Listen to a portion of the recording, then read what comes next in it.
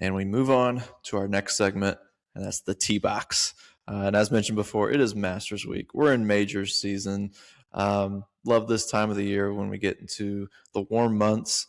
We start talking more golf as we break down these 4 major tournaments that make up probably the best regular season of any sport, because the emphasis put on these 4 tournaments, more so than even the playoff for this sport, is crazy. And we always get it started with this Masters tournament at Augusta National. Not going to do like course preview or anything. It's going to be the same course every year. We did this last year, so we'll save that for the other 3 majors. The question to come into this one is, how could it possibly follow last year's majors with the Rory McIlroy first Masters, getting the Grand Slam after so many years of not being able to get it out for the win, finally breaking through. One of the best Masters we've ever watched, I would say, maybe the best, next to 2019 Tiger Woods comeback. Is there any way this one could possibly, is there any storyline that could come through out of this weekend that could top last year? Brad Couples winning it. No. I mean, it's not going to. It's not. I mean, there's always a chance of a more exciting finish. Just like, back and forth. Like, just not talking about who it is. Just talking about just exciting close finish. So I mean but the stakes and it being Rory, who had this huge monkey on his back for several years, and Justin Rose kind of flying under the radar and coming out of nowhere, while Rory hit a bad putt to force the playoff, but then Rory responding on the 18th again. So no, it won't be topped. Dramatics won't be topped, but that doesn't mean it won't be entertaining. So yeah, we've got a few storylines. Obviously, Jon Rahm is returning to form after a long slump for quite a while, but at the start of this year, definitely last year as well. But he's definitely getting back into form. Can Justin Rose, as you mentioned before, can he finally break through and get his first green jacket? There's obviously some sleeper picks coming into this week, but I wanted to go through what the last 8 Masters winners all have in common to kind of help out what, who could we narrow this down to for a winner here. So the last 8 Masters winners were top 30 in the official world golf rankings, finished top 15 in one or both of the last 2 majors, had a previous major top 5, had a top 5 finish on this season, had a previous top 25 at ANGC, that's Augusta National, and then ranked top 25 in strokes gained, ranked top 50 in both strokes gained and approach strokes gained. So all of that together.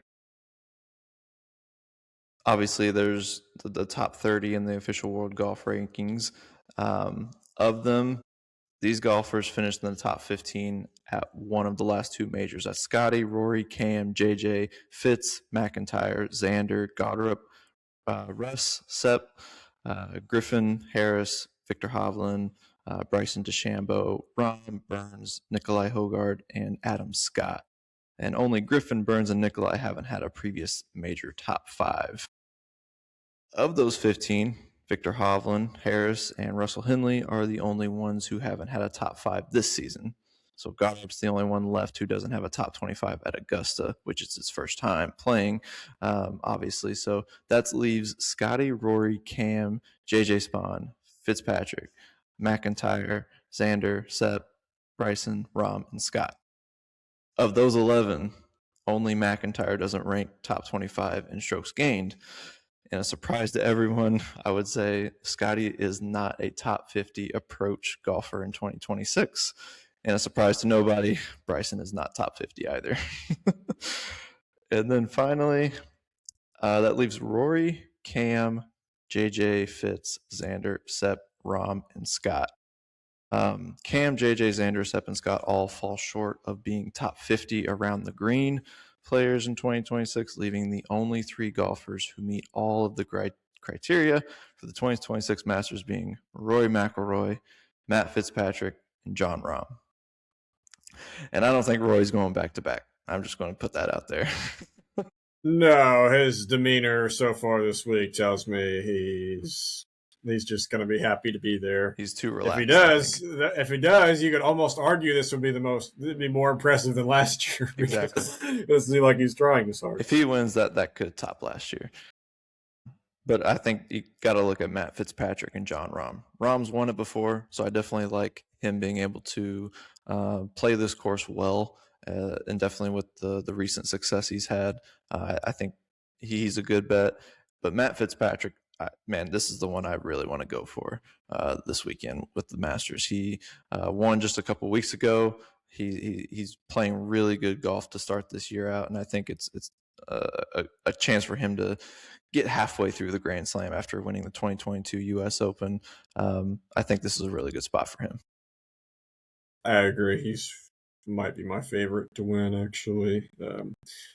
Although I do love those statistics almost every year, but I mean, we are due. I mean, we are due for something new, something weird to happen. I feel like, because we want Rory, Scotty, Rahm, Scotty. I mean, Matsuyama, but he was the favorite. He was one of the favorites going in. Dustin Johnson, clear favorite going in. We're due for a Schwartzel or a Danny Willett or something like that, something out of the ordinary to happen at some point. I feel like it, and I don't know. Conditions are going to be interesting this year because it is going to be very dry. There is no chance of rain. It's going to temperature wise, it's going to be nice. But I mean, it could be reminiscent of Pinehurst a couple of years ago at the U.S. Open. With just how dry and how fast everything firm was. greens. So, firm greens. So yeah, So I could gun to head if who I was going to take either be Fitzpatrick or a live guy. I just think something weird. I think we're due. I think we're due for something weird to happen to throw some of these numbers off one time, and then people are going to start questioning. Oh wait, should we go by this? It's worked so well, but it didn't this year. So I don't know. That's just my philosophy this year. You might think differently, but I think it just works out. I mean, Rory, like we said, doesn't seem like he's going to be, and I don't blame him, like all the way there for this time. Scotty, he just had another child just a few weeks ago, and he's also not really had a Scotty-esque start this year. I mean, he's been around. He's been he's won once, right? I think he won very early this year, and then he's been around but not dominant. So, so I could see like a Rahm or a DeChambeau or even like a Hatton who always shows up in these majors, like just someone like that, just punching their way through and stealing it. So, I don't know. This one's there's still compelling storylines to this one, despite how exciting last year was. Yeah. You can get Jon Rahm at plus 1,000. Seeing Fitzpatrick at plus 2,000. These are all FanDuel lines. But you've convinced me. You think it's going to be weird this year? All right. We'll go Patrick Reed plus 4,000. That'll be my live guy. I have him in my top because there were so many weird things that happened last year too. Everyone forgets that Patrick Reed finished third. Patrick Reed finished third last year, and if he hadn't he had double bogeyed one hole, and if he hadn't done that, he would have been in the playoff with Rose and McIlroy right there minus 11. So and he's played fairly well too to start this year. I don't. That could get really weird too. I don't mind. I don't hate that pick. And then if we're getting really weird, we're going to see something really crazy. Give me plus 900 for a top 10 finish for Max Homa. Now he has been decent at Augusta here recently. So I don't hate that one either. I think he was top 20. I don't remember. He was definitely around last year, I feel like, or for a while. So yeah, I don't mind that one. Not as many old guys this year, though. Well, We're when losing. We lost. Obviously, Tiger won't be there. Phil won't be Phil there. He said he's dealing with a family health issue. Bernard, what's his name? Longer, Longer. Yeah, last year was his last one. So still got Fred yeah, looks Couples like in there. That's we about got it. Fred Couples. We got VJ Jose Singh. Maria Lazabal, VJ Singh, and Mike Weir. So those are ones, and you could probably count Bubba Watson too because he's been very irrelevant on. He doesn't even have a top 25 finish in Live this year, so he's basically in that. You could almost put him in that category as well. It'll be interesting to see Yeah, how Ludwig Oberg plays this week. I don't. But he is not one of my favorite bets. I'm If just the going to be Masters, someone that I'm going to be if the watching. Masters was 3 days, he would probably be That's my the joke favorite. going around right now. Yeah, yeah, that's the joke because I mean, really, if you got rid of all Sundays and you looked at he would be a very successful, a very successful young career He so would have been far. really good on the Live Tour last year before they moved to 4 rounds. Yeah, Um, but yeah, I just don't. He hasn't given me any reason to trust him, like when the times get tough at the end. So yeah, his golf game is up there with the best, but I don't trust him. so yeah, the group that I think we're liking right now are guys like Rahm, Fitzpatrick, Patrick Reed, um, maybe Jordan Spieth. Maybe he'll just break through and I know he's won it before, but like it's been a while. He's been very up and down, but a lot of people seem to like him. So Yeah, yeah. all right. You do you there. You do you there. But I'd be happy for him if he did because he deserves it after. I mean, I think this is the 10-year anniversary of his meltdown on the 12th. Maybe Danny Willett. Maybe Danny Willett's going to bring back some old magic and continue. Well, we're excited to watch the Masters this weekend. It's a beautiful course just to see on TV. Obviously, I tried to push my luck when I did the lottery last year, but I was unsuccessful in getting a ticket for this year. So, so we'll try again this summer and see Better if we luck can next get year and the year after that and the year after that and the year after that. All right, Logan, send us home with our final word. Yep, I'm going to stick with golf here. When Rory won it last year, I was really concerned with his menu for the champions dinner, which I think is taking place tonight as we're recording this on Tuesday. Mostly because of his where he was from, which is Northern Ireland, and that they Britain and England and just Northern Ireland and Ireland in general rank fairly low on my cuisine list from around the world. So I was concerned, but when he dropped his menu and what they're eating tonight, I was very, very impressed with Mr. McIlroy. Very proud of him. Looks like, for those who don't know, looks like the appetizers being served: peach and ricotta flatbread, bacon wrapped dates, rock shrimp tempura, and grilled elk sliders. Ooh, yeah. And that's just the appetizers. Then for the main courses, we got the yellowfin tuna carpaccio and wagyu filet mignon or seared salmon. And then sticky toffee pudding. I guess a little British in there, a little Northern Irish in there, but it's still really good stuff. Sticky toffee pudding. And man, that is good. And he exceeded my expectations. And I saw they asked him today about that, why he didn't delve more into into where he was from with this meal. And he said, well, he wants to enjoy it. So I'm like, heck yeah, Rory. That was a great answer. But it's fun looking back at some of the menu items from past Masters champions. Rahm with the authentic Spanish cuisine. Scheffler with the Texas-sized steaks. Didn't Bubba Watson Matsuyama with the Yeah, I was about to get to that. Matsuyama with the very unique Japanese food, which I'm sure the champions weren't used to. And then Bubba Watson, yeah. I looked it up. It was Caesar salad for an appetizer, and then just grilled chicken, green beans, corn, mac and cheese, and cornbread, and then confetti cake. Sounds like a great time to me. Sounds like a great time for your kid's sixth birthday party, but I don't know. I don't know about I don't know about hosting. And I'm assuming that was his. I don't know if that was his first or second Masters.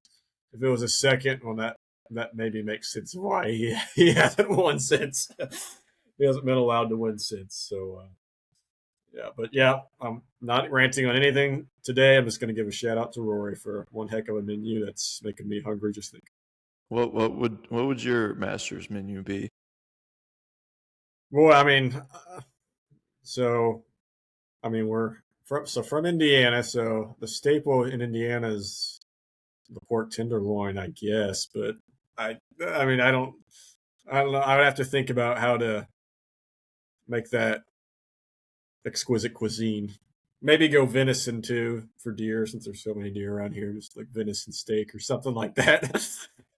I would dive deep into southern Indiana food culture, but I don't know. What about you? Would you go the Bubba Watson route, or would you go the I, crazy route? Nothing crazy, but I think my appetizer would be those like blue onion blossoms from Texas Mm, Roadhouse. yeah, something like that. That would be my appetizer, and then probably some like shrimp Alfredo and some like a sirloin steak. Probably be uh, at least part of mine. I don't know what all the requirements are for the menu, um, but I don't clearly. I think you could do whatever you it want sounds based like off it. comparing from Bubba Watson to like John Rahm, who like I think running his own chef from Spain and made all this cool Spanish food. So, yeah, good stuff. Great part of the tradition of the Masters Week as well. Seeing the menu and then seeing the, I guess the picture will be released tonight of all the champions. Don't think poor Tiger will be there, but Yeah, yeah, and then that's what the Masters is all about. If there's a theme around this major, it's tradition, and I think it'd be so cool to be able to go to one because you're called patrons when you're there. You're not called fans. There's the clear requirements that CBS has when broadcasting. There's certain things they can't say uh, while commentating on the action, but um, you can't no have no phones. phones. No phones. The scoreboard is the old scoreboard. That's how you keep Yeah, track of how everyone else is doing. and So and then the you, and then the food is like $2. I hear like the concessions yeah, are like super cheap, but that's the price of admission, I guess, right? yeah. But I mean, really, if you win the lottery, it's only Like a couple a hundred, hundred. yeah. It's only $150. Yeah, I mean, which is a sweet deal. But I mean, practice rounds like 120, which is I'd be fine with a it's still practice worth run. it. Still worth it. Yeah, I mean, yeah, you get to go and go on walk on the gusto just for 120, which is pretty nice. Yeah, it's an experience for sure that I think should be on everyone's bucket list, and if it is, I would encourage you all to try because Keep trying every year. just keep trying every year. Just it doesn't cost anything to try, and like you have a 0.5% chance of winning. But I think if you live to be 80 or 90, I mean, you have a shot.